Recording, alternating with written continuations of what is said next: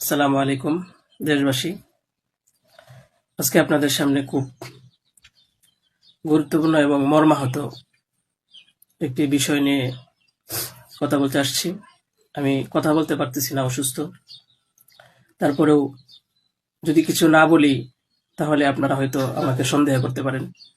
তাই আমি আমার কিছু কথা আপনাদের সাথে শেয়ার করার প্রয়োজন মনে করলাম। তো বিষয়টা হচ্ছে যে আপনারা দেখতে পাচ্ছেন যে সামাজিক যোগাযোগ মাধ্যমে আমাকে নিয়ে একটা বিষয় ভাইরাল হয়েছে। বিভিন্ন পত্র-পত্রিকায় সেগুলো হয়তো প্রচার হচ্ছে। তো আমি আপনাদের বলবো যে এই বিষয়টার সাথে, যে বিষয়টা মেঘলা নামক একটা মেয়ে এবং আমার ছবি দিয়ে যে একটা অপপ্রচার করা হচ্ছে, অপবাদ রটানো হচ্ছে, এটার সাথে আমি কোনোভাবেই সম্পৃক্ত না। আমি এটার বিষয়ে কিছুই জানি না। আমি যদি বলি তাহলে বলবো যে এই মেয়েটা আমাদের এখানে পড়াশোনা করেছে, গত বছর পড়েছে এবং এর আগের বছরও পড়েছে। তো এর আগের বছর পূর্ণ বছর পড়াশোনা করার পরে সে আমাদের মাদ্রাসা থেকে চলে যায়। তো পরবর্তী বছর যখন মাদ্রাসা শুরু হলো তখন আমরা খোঁজ নিয়ে জানতে পারলাম যে কে কে আসে নাই। তো যারা যারা আসছে না তাদের মধ্যে সেও একজন ছিল, যে সে এখান থেকে চলে গেছে অন্য কোথাও। তো খবর নিয়ে জানতে পারলাম সে ঢাকা চলে গেছে, তারা বাবা মার সাথে থাকে। বাবা মা সৎ বাবা, এবং মা অন্য কোথাও আগে বিয়ে বসছিল। তো বর্তমান যে বাবা আছে মেঘলা, তার মেয়ে না, বরং আগের বাবার মেয়ে সে। তো সে যখন ঢাকায় চলে গেল আমরা শুনলাম, তখন আমরা কিছু বলি নাই, ঠিক আছে, ঢাকায় তো পড়াশোনা বেশি হয়, তাহলে পড়ুক। আমরা আমাদের ক্লাস শুরু করে দিলাম। কিছুদিন যাওয়ার পরে দেখলাম আবার এই মেয়েটা আমাদের মাদ্রাসায় আসছে।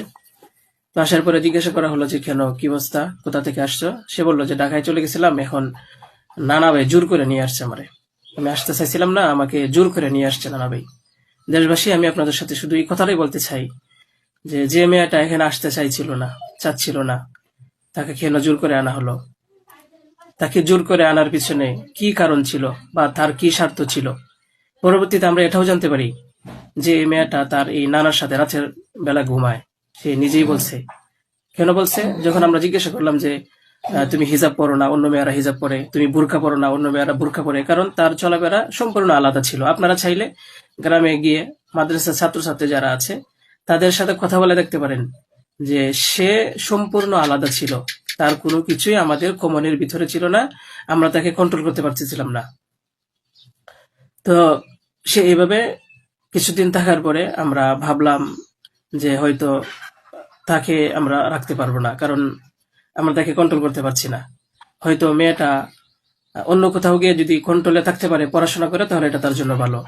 তাই আমরা তার গার্জেনের কাছে বললাম, তার মাকে আমরা বুঝাইয়া বললাম।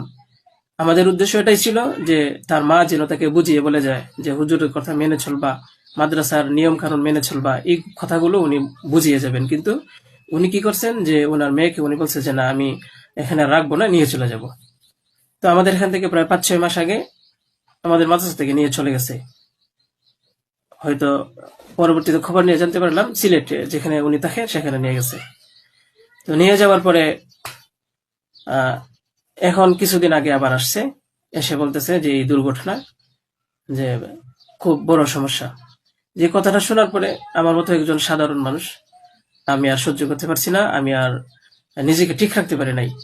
আমি একেবারে অসুস্থ হয়ে পড়ছি। কারণ আপনারা হয়তো জানেন যে অনেকেই, আমার ফ্যামিলি আছে, আমার বাচ্চা আছে, আমার বিবি সাহেব আছে, আমার আত্মীয় স্বজন আছে। আপনারা বলুন তো, আমার নামে যে বিষয়টা প্রচার হচ্ছে, এটা আমার ফ্যামিলির লোকেরা দেখে আমাকে কি বলছে, কি ভাবছে?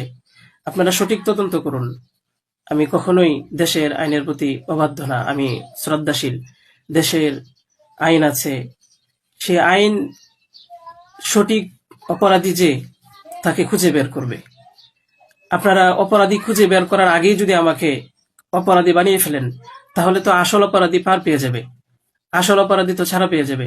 আপনাদের কাছে আমি অনুরোধ করে বলি, আপনারা আহ, আসল অপরাধীকে খুঁজে বের করুন। টেস্ট করা হোক যে আসলেই এ বাচ্চা বাবাকে। আপনারা আমাকে টেক দিচ্ছেন, বিভিন্ন পত্রপত্রিকায়, টেলিভিশনে বলা হচ্ছে। আমি আপনাদের কাছে শুধু এই কথাইগুলি বলবো যে আল্লাহ তাআলার বিচারের উপরে যদি শ্রদ্ধাশীল থাকেন, এই বিশ্বাস করেন, তাহলে আমাকে নিয়ে আর এরকম কাজ করবেন না। আপনারা সঠিক তদন্ত করে সঠিক অপরাধীকে খুঁজে বের করুন। আমি আপনাদের সামনে আর কথা বলতে পারতেছি না। আপনারা সবাই ভালো থাকবেন। ইনশাল্লাহ পরবর্তীতে আরো কথা হবে ইনশাল্লাহ। আসসালামু আলাইকুম রহমতুল্লাহ।